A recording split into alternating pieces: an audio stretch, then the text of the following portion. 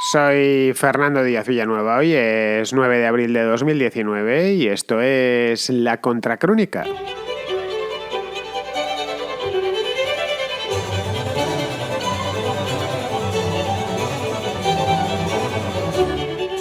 Se celebran hoy martes, elecciones legislativas en Israel. Nos esperan sorpresas, la verdad. Según los sondeos de los últimos días, volverá a ganar Benjamín Netanyahu del partido Likud, que es el partido actualmente en el gobierno. Bueno, gobierna con una coalición, pero vamos, el partido actualmente en el gobierno y el partido más grande de Israel. Es un partido, para los que no lo sepáis, de derechas, de la derecha israelí. Si consigue la victoria y es capaz de reunir los apoyos parlamentarios suficientes, revalidará un cargo en el que lleva más de 10 años, desde marzo del año 2009, que ahí es nada, 10 años en el poder seguidos.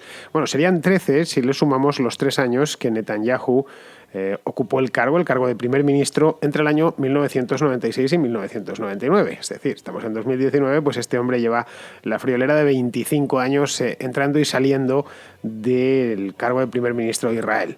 Frente a él se postula un tipo llamado Benny Gantz, que es un general del ejército, bastante popular en Israel, que lidera una coalición llamada Azul y Blanco.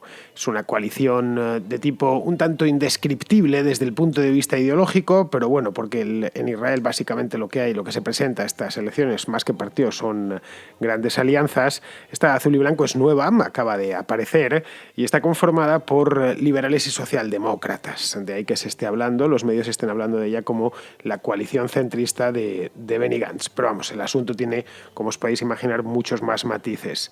A Netanyahu, de cualquier manera, no llega en las mejores condiciones a estas elecciones. Le persiguen algunas acusaciones de corrupción, algunas bastante serias, y claro, luego tiene el lógico desgaste de 10 años seguidos en el poder. Pero aunque fuese descabalgado del cargo, su estela se dejará sentir, porque han sido muchos años los que ha estado al frente del país, y aunque se vaya, que es una posibilidad, se abriría evidentemente un tiempo nuevo, pero el netanyahuismo, si podemos llamarlo así, se va a dejar sentir bastante tiempo. Vamos a dar un repaso y conocer el quién es quién de estas elecciones.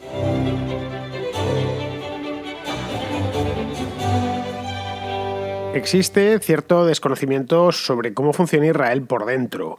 Si saliésemos a la calle mañana por la mañana y preguntásemos al primero que nos encontramos cómo funciona Israel por dentro, es decir, cuál es su sistema político, seguramente nos diría que es una democracia, que eso le consta, pero no sabría ir más allá. Estoy hablando de que no fuese, obviamente, un experto en política israelí, que tampoco es que abunden mucho por la calle, ni en Madrid, ni en Barcelona, ni en Ciudad de México, ni en Buenos Aires. Es decir, es un país pequeño, con una política lógicamente pequeña, pero a pesar de una política interna lógicamente pequeña, pero a pesar de eso tiene un gran papel internacional desde hace muchos años. Israel ocupa, a pesar de su pequeño tamaño, muchas páginas en la sección de internacional de los periódicos de todo el mundo. Por, en fin, problemas que son por todos conocidos, con los palestinos, ahora, antes era con los países árabes, pero vamos, a pesar de eso, del protagonismo que Israel ha tenido durante los últimos 70 años a nivel mundial, no se conoce muy bien cómo funciona por dentro, a no ser que uno se ponga a estudiarlo. Bien, es una democracia, eso yo creo que está claro, más la única democracia que hay en todo Oriente Medio, pero es una democracia parlamentaria. Podríamos decir que es una democracia prototípica. Tienen un presidente, pero sus poderes son muy pequeños. Se limita el presidente de Israel, se limita a sancionar las leyes, a recibir las credenciales de los embajadores y poco más. Bueno, creo que también nombra al gobernador del Banco de Israel. El resto, aparte de estas cosas, pues son relaciones públicas, es decir, labores de pura representación y poco más. Podríamos decir que Israel tiene algo parecido a un rey que elige el Parlamento y ya está. Es similar en este aspecto a la República de Alemania. Alemania tiene un presidente que no es muy conocido, y no es conocido porque no tiene poder. Pues algo parecido le sucede a Israel. Prácticamente todo el poder dentro de Israel recae, todo el poder político estoy hablando, recae en el primer ministro. El primer ministro se presenta a las elecciones como cabeza de lista para el Parlamento. El Parlamento en Israel se le llama Knesset. Es una cámara legislativa única y las elecciones son cada 4 años. Como veis, es un sistema parecido al alemán o al español, con la diferencia que nosotros en lugar de presidente tenemos un rey, pero vamos, es muy similar. Los poderes del rey de España también son muy limitados. Es un sistema en el que las listas están cerradas, de nuevo, parecido al español, y la asignación de escaños para el Knesset, para el Parlamento, que son 120 en total los que hay, se realiza mediante la ley D'Hondt, que es una ley que también se utiliza en España. Luego, como el país es pequeñito, porque es que Israel es francamente pequeño, no voy a decir que uno pueda recorrerlo en bicicleta en un día, pero sí en automóvil, sin recorrerlo de esquina a esquina en un día sin demasiados problemas, tiene el tamaño, para que os hagáis una idea, de la Comunidad Valenciana. De hecho, es más pequeño que la Comunidad Valenciana, unos 20.000 kilómetros cuadrados más o menos. Y por lo tanto, como es pequeñito, pues la circunscripción es nacional. Y esto pues también tiene evidentemente sus consecuencias. Las últimas elecciones en Israel fueron en el mes de marzo del año 2015. Luego tocaban elecciones este año, pero no tocaban ahora, sino que tocaban en el mes de noviembre. En aquel entonces, estas elecciones por lo tanto son anticipadas. En aquel entonces, en marzo de 2015, Benjamín Netanyahu, que se presentaba, por supuesto, ganó, pero ganó por poco, ganó solo con un 23% de los votos. El segundo se le quedó bastante cerca, se le quedó en el 18%. ¿Por qué? Pues porque el mapa político israelí está muy atomizado, extremadamente atomizado. Actualmente, a día de hoy, hay 10 partidos con representación parlamentaria en el Knesset. Así que cuando en otros países nos quejamos, hay multipartidismo, esto es un drama, bueno, pues en Israel saben bien lo que es el multipartidismo, hay partidos para todos los gustos y colores, y estos 10 tienen representación. Cierto es que los hay pequeñitos, con muy pocos escaños, y luego pues lo que tenemos es partidos bastante grandes como el caso del Likud, por ejemplo, pero vamos, el Meretz pues tiene solo 5 escaños, que se llama Judaísmo Unido de la Torá tiene solo 6 escaños, en fin, evidentemente si se juntan, pues es lo que se permite que los primeros ministros puedan formar gobierno. Bien, los resultados de 2015 obligaron a Netanyahu a hacer verdaderas contorsiones para conseguir la mayoría absoluta. La mayoría absoluta allí son 120 escaños, pues son 61. Hubo unas negociaciones muy largas y muy intensas, de hecho duraron prácticamente 2 meses. El presidente al final tuvo que darles un toque, ponerles una fecha límite, un plazo límite para que o llegasen a un acuerdo o si no repetían elecciones, y creo que no sé si fueron 1 o 2 días, Netanyahu llegó con un acuerdo in extremis. Cerró este pacto con otros 4 partidos y luego posteriormente se unió un quinto. De tal manera que ha estado gobernando, ya digo, pero tomado con alfileres, ha tenido el gobierno durante todos estos años. Fue aquello, lo de 2015, en cierto modo una victoria pírrica para Netanyahu. Es decir, él esperaba sacar mejores resultados de los que había obtenido. De hecho, en el año 2013, sus resultados de 2013, que también en este caso se produjo un adelanto electoral, y los de 2015 fueron prácticamente los mismos, se pudo mantener a costa de otros partidos similares de la parte derecha del espectro, sin hacer demasiada mella en los partidos de izquierda, que son sus auténticos adversarios. Bien, como en todos los sistemas multipartidistas, esta viene a ser la tónica general. Hay 2 grandes bloques de voto que van traspasándose votantes entre los distintos partidos de cada bloque. Es decir, en una palabra, que la atomización política lleva implícita las coaliciones. En un sistema parlamentario es así, no queda otra, porque a fin de cuentas el primer ministro lo tiene que elegir el Congreso, tiene que elegir el Parlamento. Bien, esto es lo que sucedió en estas de 2015 de las que os acabo de hablar ahora mismo, que fueron, pues ya digo, 23% el Likud, y el segundo, que era la Unión Sionista, pues tuvo un 18%. Bien, se han formado para estas elecciones, algunas alianzas, algunas coaliciones electorales, empezando por el propio Netanyahu, que ha creado, junto a la llamada Derecha Unida, ha creado una coalición. Se supone que los diputados de Derecha Unida pues serán leales a la coalición y le prestarán sus escaños. Luego, si no le da, que es lo más probable, pues tendrá que buscar, como ya pasó en 2015, nuevos partidos.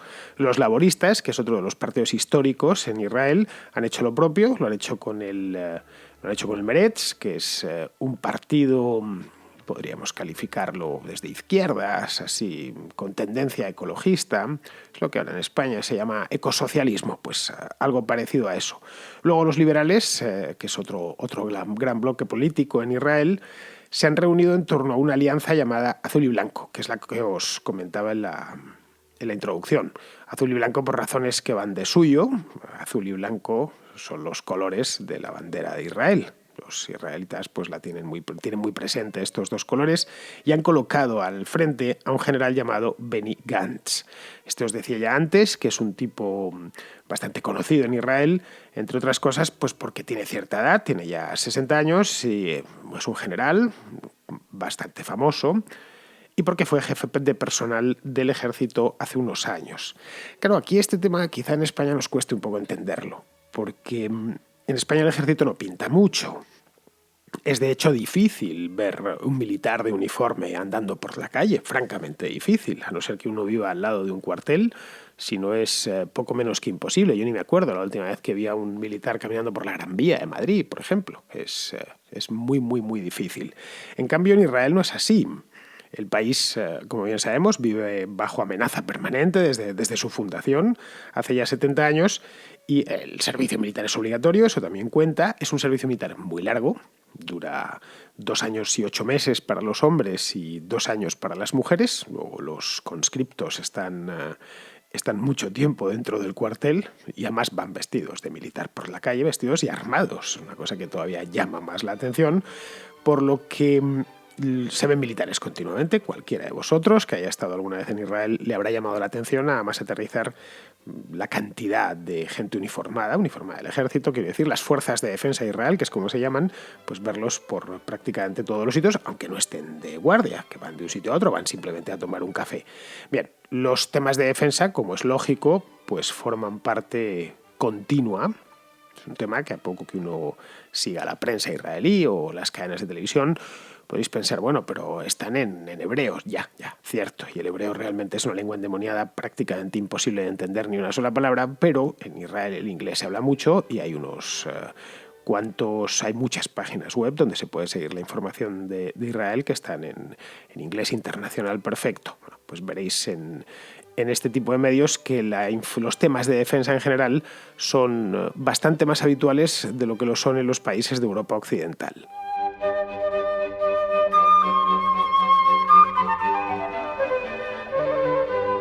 Voy incluso un poco más lejos. El disparador de las elecciones de este año es un asunto militar relacionado con el ejército, con la defensa. Ya os he dicho antes que son elecciones anticipadas. Las elecciones estaban previstas para el mes de noviembre, pero se han adelantado porque el ministro de Defensa, un tipo llamado Avigdor Lieberman, se oponía al alto el fuego en Gaza. La cuestión es que hubo un escándalo político, una crisis, y bien, esto dejaba a Netanyahu en minoría parlamentaria, por lo que han ido de cabeza las elecciones. Ya hubo cierta inestabilidad en la anterior legislatura, pues en esta han tenido otra cucharada de inestabilidad, aunque si bien es cierto que ha sido al final. Es decir, entre las elecciones anticipadas y las que tenían que celebrarse en noviembre, pues han sido solo unos pocos meses. Bien, en este punto, las elecciones de hoy son algo más que unas legislativas. Creo que en Israel a nadie se le escapa. Son un referéndum sobre Benjamín Netanyahu. Punto, no hay más. Lo que, al igual que hace unos años decíamos aquí que las elecciones no eran unas elecciones, sino un referéndum sobre Mariano Rajoy, pues algo parecido, pero con Netanyahu en Israel, nada más.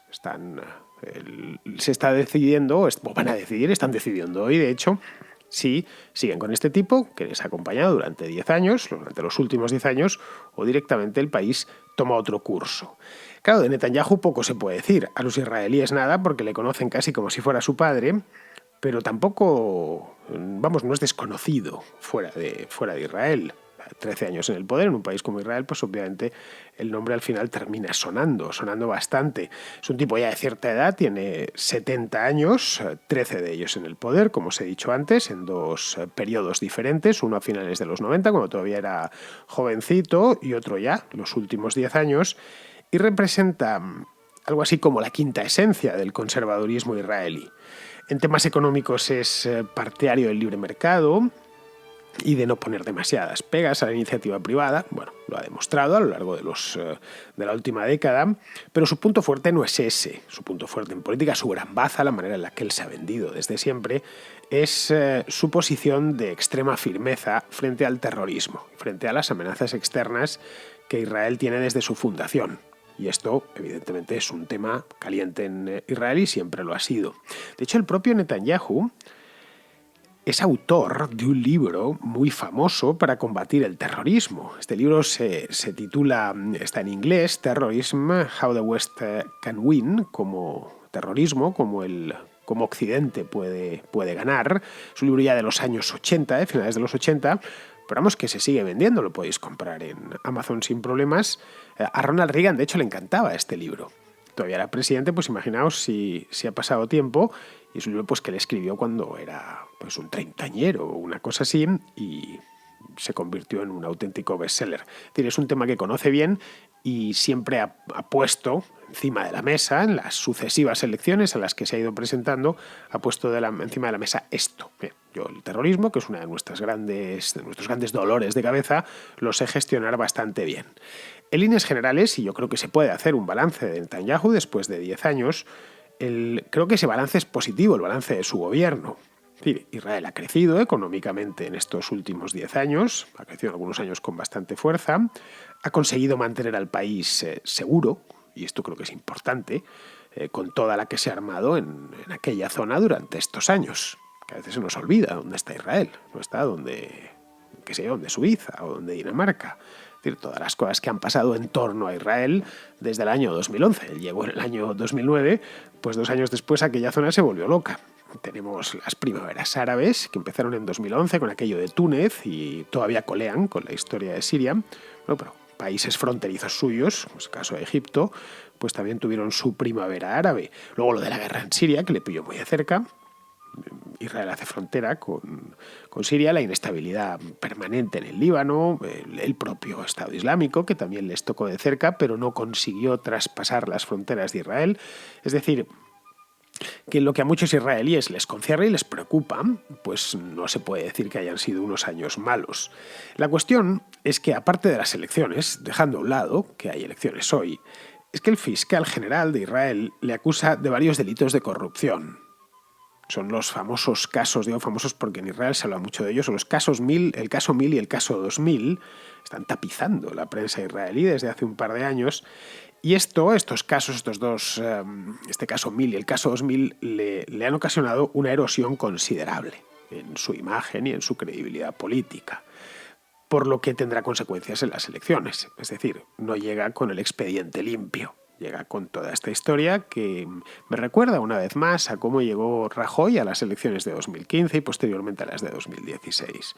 Es decir, con la diferencia de que creo que el balance político de Netanyahu es mejor que el de Rajoy durante sus años de gobierno. Pero bueno, que me recuerda parecido porque llegó a las elecciones con la lengua afuera, asediado por los tribunales, con medio país quejándose, el otro medio riéndose, en fin, que es un tema de conversación bastante habitual en Israel hoy, los problemillas judiciales de Netanyahu. Además de esto, le apareció un opositor, hasta ahora no lo tenía, un opositor de cierta talla. Además, este es un opositor que no se esperaba, que es el tal Benny Gantz, que se presenta como, ya os he dicho antes, un candidato de centro, que, claro, como candidato de centro, lo mismo puede tomar votos de las coaliciones de izquierda como de los desencantados del Likud. Es decir, puede convertirse en una esponja. De hecho, los analistas allí lo que están, el gran interrogante que tenían hace un par de meses era ese, hasta dónde Benny Gantz puede realmente absorber votos a ambos extremos del espectro. La cuestión, por lo tanto, no es saber quién gane. Si nos fiamos de las encuestas, pues probablemente ganará Netanyahu. Pero claro, al ser un sistema parlamentario, la cuestión es saber quién consigue formar gobierno arañando escaños en el Knesset. Nada más. Es un sistema parecido al español y entendemos muy bien cómo funciona. Nos vamos a enfrentar dentro de 3 semanas al mismo problema en España. No dependerá de quién gane las elecciones, sino de quien tenga suficientes escaños dentro del Congreso de los Diputados para garantizar una investidura, la investidura de un candidato. Da igual si gana el PSOE, el PP o quien sea. En este caso, pues sucede algo parecido. Es decir, que Netanyahu podría gobernar perdiendo las elecciones, y lo mismo con Benny Gantz. Podía terminar gobernando, perdiendo las elecciones, y podía quedarse en la oposición ganando las elecciones. Este es uno de los efectos de los sistemas parlamentarios. Claro, podría ser que Gantz llegase al gobierno. Es una posibilidad. Llegas al gobierno incluso quedando segundo, que es lo que le están dando ahora mismo las encuestas. Pero claro, eso solo lo va a conseguir si consigue fraguar un acuerdo de centro-izquierda. Porque el que no le va a ceder, sin ganar las elecciones, el que no le va a ceder el puesto de primer ministro es el propio Netanyahu. Es decir, una especie de bloque anti-Netanyahu. De la misma manera que en España existió un bloque anti-Rajoy. Que luego el problema de estos bloques, creados en torno a un coco, pues estos una vez han acabado con el coco, han acabado con el hombre del saco, en este caso sería Netanyahu, pues no pueden entenderse. Y eso genera automáticamente inestabilidad, nuevas elecciones, etc. Claro, un panorama, como vemos, muy similar al de España ahora mismo. De nuevo, las similitudes son alarmantes incluso. Claro, en un país sitiado como es Israel, la inestabilidad política no es buena compañera. Es bastante peor compañera que en un país que no lo está, como es el caso de España. Es decir, los problemas que tiene Israel es que ahí, fuera de sus fronteras, hay gente que quiere borrar al país del mapa. Esto con España no sucede, siendo además un país especialmente pequeño. Es decir, que si cae Netanyahu, que, insisto, es una posibilidad, las consecuencias en el plano global no tardarán en dejarse sentir. Por muchas razones, una de ellas que lleva muchos años y que ha creado ya una escuela propia, ya un estilo propio de política exterior, pero sobre todo porque entre él y Donald Trump existe una relación muy estrecha. Es más, toda la política de Oriente Medio de Trump, desde hace 2 años, se basa en una relación cercana con Israel. Si sale Netanyahu, pues algo en esa ecuación habrá cambiado y Washington tendrá que replantear su estrategia completamente en esa zona. Pero claro, es que el Israel de hoy no es el de hace 20 años. Hoy dentro de la población hay un rechazo más o menos abierto, por ejemplo, al control de Cisjordania, al control israelí de Cisjordania. Pero a pesar de ello, pues las colonias israelíes se han seguido expandiendo por toda esa zona, lo que unido al problema de Gaza, pues provoca que haya de vez en cuando ciertos brotes de violencia. O sea, hasta ahora el gobierno de Israel ha mantenido cierta visión a largo plazo en este aspecto, mientras que los palestinos, que se demuestran una y otra vez incapaces de dotarse de una voz única, pues han ido improvisando y bastante a menudo actuando contra sus propios intereses, cosa que no se puede decir lo mismo de los israelíes.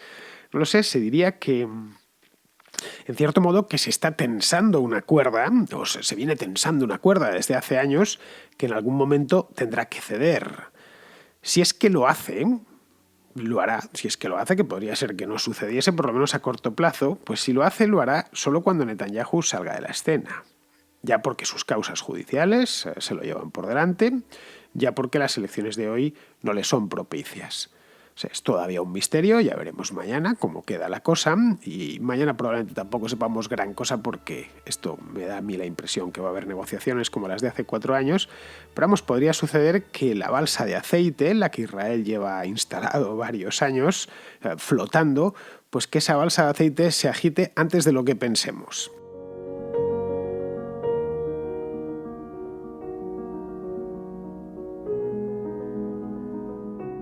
Vamos con la contrarréplica del día. Empezamos con Marcos, que responde a Nacho, un oyente que ayer nos comentaba que Pablo Iglesias le parece a él mala persona. Me gustaría decir que no creo que podamos decir que Pablo Iglesias es mala persona, porque estamos cayendo precisamente en su juego maniqueo de buenos y malos.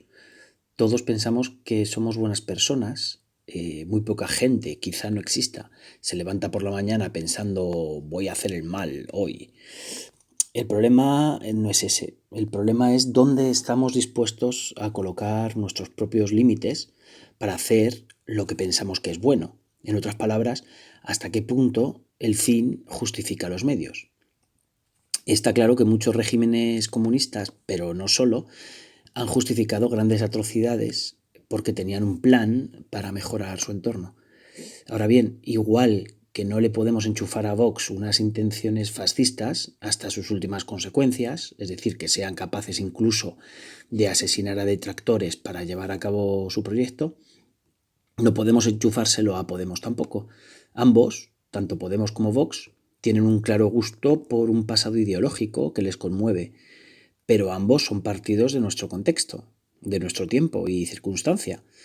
Y creo que ambos sabrían manejar bien esos límites, aceptando que en democracia, y más con el peso de toda la comunidad internacional, hay que dar el brazo a torcer y permitir un mínimo de libertades, al menos para que el pueblo no se te coma. Pero creo que es un error caer en el maniqueísmo de malos y buenos, porque eso es demasiado subjetivo. Y de ahí que hayamos encontrado que la democracia es el único modelo que nos permite una suerte de convivencia, que espero que dure mucho tiempo. El resto solo son discursos para ganar votos y llegar al poder, pero dudo que ningún partido pretenda meter a la otra mitad en campos de concentración. Bueno, esto ya lo dije ayer. A ver, una cosa son las ideas políticas y otra las personas. Son dos cosas distintas. Es decir, hay hijos de mala madre en todos los lados. La política es solo una parte de nuestra vida, solo una. Llegado a un punto es cierto que la política puede llegar a nublar el entendimiento, pero para eso es necesario que la política lo ocupe todo en nuestra vida. Y eso es algo que no podemos consentir. De hecho, la política debería ser un asunto secundario, al nivel de cualquier otra afición, y ni siquiera la principal. Mira, yo podría vivir sin leer absolutamente nada relacionado con la política. Podría, pues sin ningún problema. Cuando estoy de vacaciones, de hecho, procuro hacer un corte absoluto. Sería un poco extraño al principio, lógicamente, pero me acostumbraría rápido. Pero no sé, la vida sin música o sin películas o sin novelas se me haría francamente muy cuesta arriba. Así que dejemos la política cuando juzguemos a las personas, a no ser que conozcamos a esas personas y entonces conozcamos personalmente, íntimamente y podamos opinar sobre ellas con fundamento. Bien, seguimos con Marc, que es un oyente de Valencia, que nos deja una reflexión sobre las elecciones, no sobre las próximas elecciones, sino sobre las elecciones en general. Buenos días, Fernando. Ahora que se aproximan las elecciones generales del 28 de abril, las autonómicas, municipales y europeas, todo el mundo está entusiasmado con el sistema democrático, alabándolo en todos los medios de comunicación, en los centros educativos y demás. Y nadie se ha parado a pensar si es un sistema que de verdad funciona. Nadie ha hecho ninguna crítica respecto al sistema establecido. Más aún con la contracrónica de hace unos días, el final de la trama rusa, en el que un grupo de personas a más de 6.000 kilómetros puede influir en las elecciones de la primera potencia mundial. En mi opinión, no es un sistema funcional ni representativo de toda la población, un sistema que se basa en la mentira y en promesas para poder llegar al poder y a partir de ese momento crear redes clientelares, obtener privilegios, establecer una oligarquía, actuar en interés propio con dinero de todas las personas y muchísimas más críticas que se puede decir de este sistema, del sistema democrático. Además, como buenos liberales que somos, deberíamos estar en contra de todo poder absoluto y todo sistema que imponga la ideología superior respecto a la minoría. Y con la democracia se cumplen estas dos condiciones. La primera, etimológicamente, democracia viene del griego demo, pueblo, y cracia, poder. Es decir, poder del pueblo, poder absoluto del pueblo. Y la segunda, que gobierna el que obtenga la mayoría absoluta. Más aún con el porcentaje de abstención que hay actualmente. Yo optaría por sistemas alternativos más representativos y en las que no se creen estos grupos de interés o grupos de presión, como por ejemplo la demarquía o sistemas aleatorios. No sé qué opinas tú. Y muchas gracias por el programa y un abrazo. Pues sí, Marc, a ver, lo que tú quieras, pero es que operamos sobre el mundo real con los problemas del mundo real. Las democracias occidentales están llenas de defectos, eso es indudable, pero son infinitamente superiores a las autocracias o abiertas dictaduras que muchos quieren imponernos. Es por ello que la democracia lo que tenemos hay que defenderlas. Tenemos que defenderla además de manera decidida, a unas sabiendas de que está llena de fallos. Digo, operando sobre el mundo real, que es lo que podemos tocar, lo que tenemos delante de nuestras narices. Luego, elaborar teorías y demás, pues está muy bien, pero al final trabajamos con lo que hay disponible. Yo, desde luego, tengo que trabajar con lo que hay disponible porque me dedico a esto, me dedico a hacer análisis políticos y cosas así. No puedo llegar aquí y deciros, si esto fuese así o si esto fuese allá, pues diría, pues muy bien, Fernando, pero queremos saber y entender lo que pasa en el mundo y en España también, y queremos las claves de lo que está pasando, no que nos vengas con una teoría estupenda. Bien, en mi caso, oye, Evidentemente el tuyo es diferente, pero vamos, que puestos a elegir entre una democracia llena de fallos y lo que nos quieren traer, te aseguro que me quedo con la democracia llena de fallos. Bien, vamos ahora con Alejandro, un oyente de Elche, que quiere convencerme una vez más de que vote. Usted ha contestado que su voto sería un 0,0% de lo que realmente es. Pero es que el problema que yo veo no es solamente que su voto sea un 0,0%, sino que si todo el mundo pensara igual, nadie votaría y entonces habría un 0% de participación. Lo que quiero decir es que, como ya dije en otro audio, en otra llamada, yo creo que es una responsabilidad por su parte y por parte de todos de ir a votar a la persona que mejor nos caiga o que sea el mal menor. Creo que es importante intentar mitigar los daños políticos que vamos a sufrir nosotros, aquellas personas que creemos que todos los partidos que hay ahora mismo están mal. Mira, Alejandro, nunca, pero nunca, nunca va a suceder eso que auguras de que si todos hiciesen como yo, la participación sería el 0%. Nunca. ¿Por qué? Pues porque a la gente le gusta votar, le encanta votar. En España, sin que nadie les obligue, votan de promedio 7 de cada 10, a veces incluso más. Y está bien que así sea, que cada uno haga lo que crea conveniente. A mí no me da la gana ir a votar de la misma manera que no me da la gana jugar al mus, ir a los toros, ver partidos de fútbol o beber vino. Lo que no me gusta o no me interesa, lo evito. Pues ya está, no hago proselitismo de mi forma de vida. Es bueno para mí y con eso me basta. Pues lo mismo con las elecciones. A ver, la política sí me interesa, a la vista está porque aquí hablo de política. Pero vamos, y participo de ella. Participo de la política en la medida de mis capacidades, escribiendo artículos todas las semanas o haciendo un programa de radio diario. Pero son cosas que sé hacer y que no me ocasionan problemas de conciencia. Dar el voto a unos tíos que no me gustan, pues sí que me los ocasionaría. Por lo tanto, pues prefiero abstenerme. Ya ves tú, qué cosa creo que es honorable por mi parte. Bien, pues vamos a ir terminando ya. Vamos con Ricardo, que nos habla del programa este de Bertinos Borne, en el que el otro día, el viernes pasado, estuvieron Rivera, Abascal y Casado. Hola Fernando, te envío esta nota de voz porque estoy seguro que habrás visto el programa de televisión de Bertín Osborne, Mi casa es la tuya. Lo emitieron el viernes por la noche en la cadena de Telecinco y quien no lo pudo ver en directo lo puede ver en la página web de Telecinco. Yo creo que es recomendable verlo, sobre todo porque muchos ya estamos convencidos de que no querremos votar un partido político que pretende subir los impuestos. Y sin embargo estos tres partidos sí ofrecen unas propuestas económicas bastante parecidas. A mí desde luego me resultó ameno, entretenido y quizás incline mi balanza hacia favor de alguno de los tres candidatos. Un saludo y muchísimas gracias. Pues no, mira, Ricardo, no lo he visto.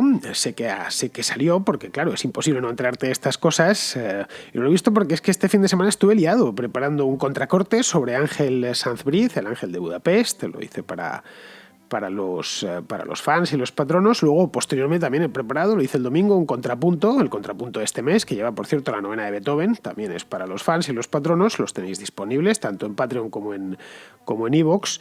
Y la verdad es que, pues entre unas cosas y otras francamente interesantes, pues no he tenido tiempo, ni tampoco muchas ganas de ver ese programa. No por nada, sino porque es que nunca he visto el programa de Bertín Osborne, así que no es que sea esta la excepción. De lo que sí me he enterado, porque me lo han contado, es que Abascal llevó unos pimientos rellenos de quinoa. Mira, empezamos mal, quinoa. Pero ¿cómo se le ocurre ultrajar unos pimientos con quinoa? Pudiéndolos rellenar con, pues qué sé yo, bacalao o merluza con gambas. Encima les llaman, según me han dicho, pimientos nacionales. Cuando eso de la quinoa, que parece comida de periquito, no sé si la has visto alguna vez en su estado, no en la ensalada, antes, en unos saquitos que venden en el supermercado. Pues esto de la quinoa no lo conocíamos aquí hasta hace 3 o 4 años. Vamos, le doy yo quinoa al gato y me la escupe a la cara, con razón además.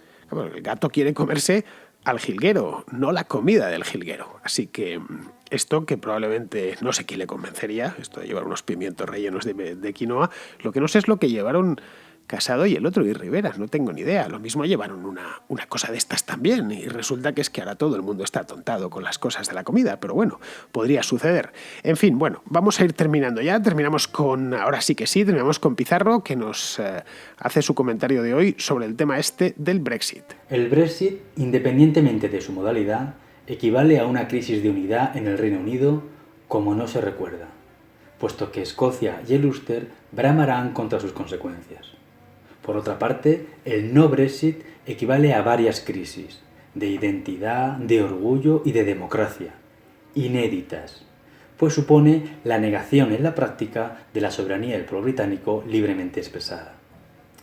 Y en esta disyuntiva estaba la sobrepasada Teresa y ahora está el sobrepasado Parlamento británico tras el endose de papeleta que ésta le ha hecho. Pensando en lo mejor para la Unión Europea, lo ideal sería que el Reino Unido no implosionase, pero parece que eso ya es inevitable e indiferente de lo que ocurra con el Brexit. Un cordial saludo de Pizarro. Pues hasta aquí hemos llegado, queridos amigos. Con esto me despido de vosotros. Hasta mañana.